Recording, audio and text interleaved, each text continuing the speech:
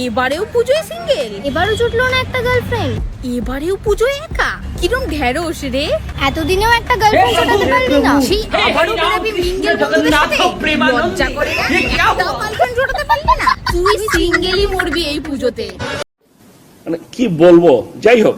হ্যাঁ রে আমার সোনা ফুলটুসি, আমি এত দিনে একটা গার্লফ্রেন্ড পটাতে পারলাম না। তোকে তো আমি ভালোবেসে ফুলটুসি নাম রেখেছিলাম অনেক দিন আগে। আচ্ছা, তো তোকে তো আমি প্রপোজ করেছিলাম, তুই তো আমাকে রিজেক্ট করে দিয়েছিস।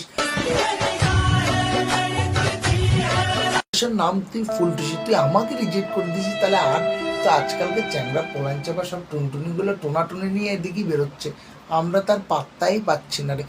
মিথ্যা কথা, আমি বিশ্বাস করি। আমাদের দিনকাল আলাদা ছিল, এখনকার যে জেনারেশন চলে এসছে ওরা টোনার থেকে টোনাটুনি সব একসাথেই বেরোচ্ছে বাড়ির থেকে, তো কিচ্ছু করার নেই। হ্যাঁ, খুব কষ্ট যে বলো, থালা দিয়ে দিয়েছে, খাবার দিচ্ছে না। শোনা গো আমার, এবার দাদাকে বলতে হবে বিয়েটা করিয়ে দেওয়ার জন্য। ওর পড়া